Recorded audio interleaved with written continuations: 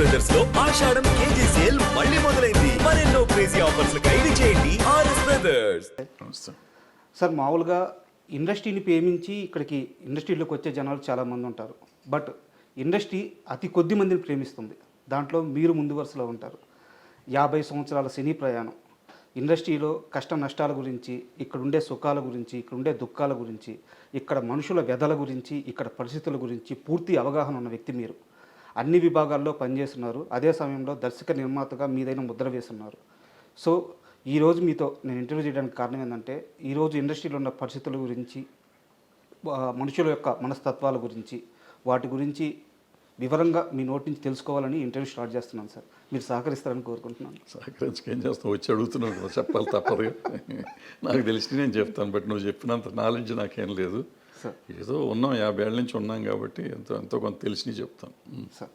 Sir ముందుగా మీ విషయానికే వస్తే, నాకు తెలిసి అంటే ఇదివరకు ఒక ఇంటర్వ్యూలో కూడా చెప్పున్నారు, మీరు రిటైర్మెంట్ అయిపోయి ఒక ప్రశాంతమైన జీవితాన్ని గడుపుతున్నారు మీరు, అంతేనా?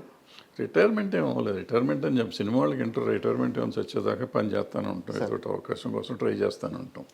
అవకాశాలు రావు అంతే. ఒక ఏజ్ వచ్చిన తర్వాత మనిషి ఎంత తాపత్రయపడ్డా అవకాశం రావటం చాలా కష్టం. డబ్బులుంటే ప్రొడ్యూసర్గా కంటిన్యూ చేయొచ్చు, డబ్బులు లేకపోతే అది కూడా చేయలేం. డైరెక్షన్ అనేది ఒక ఏజ్తో చూస్తున్నాం కదా, టాప్ డైరెక్టర్స్ కూడా ఖాళీగానే. సో మనం ఎప్పుడు టాప్ డైరెక్టర్ కాదు కాబట్టి మనం ఎక్స్పెక్ట్ చేయటం కూడా కరెక్ట్ కాదు. యాక్చువల్గా మీరు అవకాశాలు అన్నారు కాబట్టి నాదో క్వశ్చన్ సార్, ఇది లాస్ట్లో అడగదాం అనుకున్నాను, టాపిక్ ముందే వచ్చింది కాబట్టి.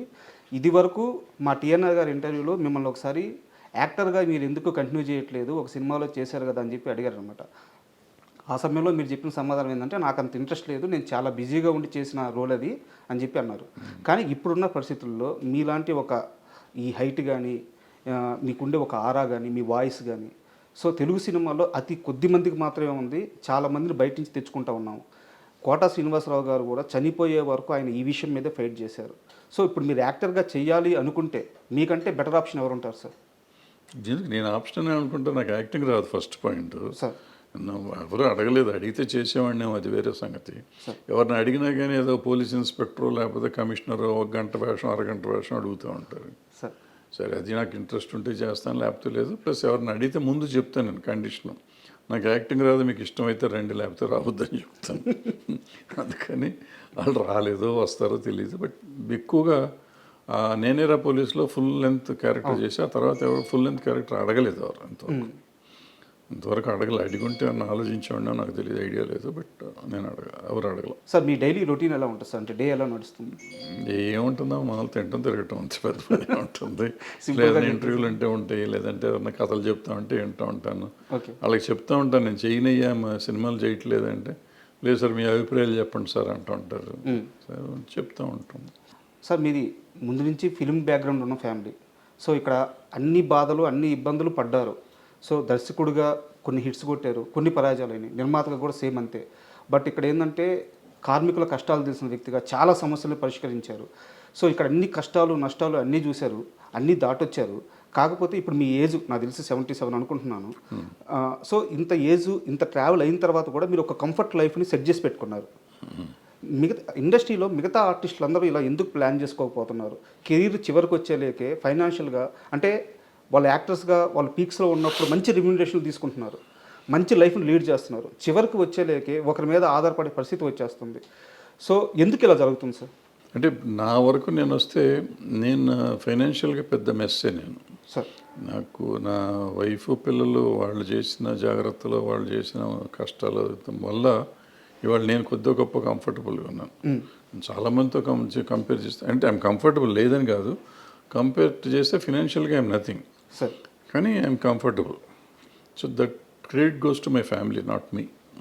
నేనేం చేయలేదు. నేను ఇప్పుడు అందుకే నెక్స్ట్ తరానికి నేను చెబుతాను, నువ్వు పని చేస్తున్నప్పుడు ఫ్యూచర్ని గురించి ఆలోచించుకో, వయసు అయిపోయినాక ఆలోచించుకో. పిల్లల మీద ఆధారపడలేం మనం. సో మన మీద మనం ఉంచుకోవాలంటే మనం జాగ్రత్త పడాలి, అది చాలా ఇంపార్టెంట్. ఇప్పుడు నాలాగా ఎవరో ఉండకూడదు అనేది నా పాయింట్. నాలాగంటే నేను అట్లీస్ట్ మీరు చెప్పినట్టు కొంతలో కొంత కంఫర్టబుల్గా ఉన్నా. చాలామంది ఇబ్బంది పడుతున్న వాళ్ళు ఉన్నారు. ఆ ఇబ్బందులు పడకూడదంటే వచ్చినప్పుడు జాగ్రత్త పడాలి, పడకపోతే చాలా కష్టం, చాలా చాలా కష్టం ఇండస్ట్రీలో పర్టికులర్గా. ఎందుకంటే ఇండస్ట్రీలో ఎక్కువ దురలవాట్లుకి అవకాశాలు ఎక్కువ ఉంటాయి అవును. ఉన్నాయి. సో దురలవాట్లు డబ్బులు సంపాదించిన చాలామంది పెద్దవాళ్ళు ఇప్పుడు అనవసరం పేర్లు వాళ్ళందరికీ రకరకాల అలవాట్లు కానీ రకరకాల విషయాల వల్ల వాళ్ళ ఫ్యామిలీలు ఇబ్బంది పడే పరిస్థితి ఉంది. విపరీతంగా డబ్బు సంపాదించి విపరీతంగా డబ్బులు ఉన్న వాళ్ళు కూడా వాళ్ళ ఫ్యామిలీస్ ఇవాళ ఇబ్బంది పడుతున్నారు. సో బాగా ఫేమస్ వాళ్ళు కూడా ఇక మామూలు వాళ్ళ సంగతి ఎంత ఉంటుంది చూడండి. తర్వాత కొంతమంది పిల్లలు చదివించినాక పిల్లలు వీళ్ళని చూడకపోవటం లాంటి కొంతమంది ఇబ్బంది పడేవాళ్ళు ఉంటారు. బట్ ఏదైనా మనని గురించి మనం ఆలోచిస్తూ మన పిల్లల గురించి ఆలోచించాలనేది నా పాయింట్. ఓకే, సెల్ఫ్ లవ్ అనేది అవసరం అండి. కంపల్సరీగా. ఎందుకంటే ఒక వయసు వచ్చినాక వాళ్ళు వెళ్ళిపోతారు పాపం. వాళ్ళకి మన సంబంధం చేయాలి కదా, వాళ్ళు చేయలేని పరిస్థితిలో ఉండొచ్చు.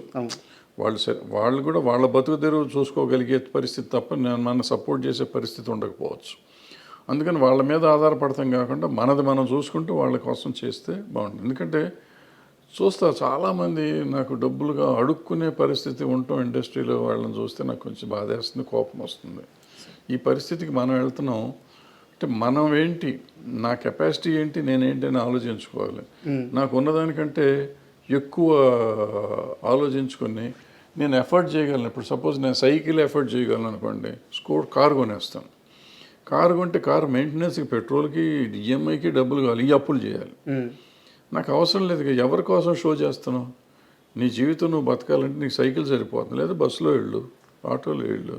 అది కాకుండా నువ్వు కారు ఎవరి కోసం, ప్రదర్శన కోసం చేసి ఆడు ఈఎంఐ వచ్చి లాక్కి వెళ్ళేది అసహ్యంగా. దానికంటే అసహ్యం మనకేముంటుంది జీవితంలో.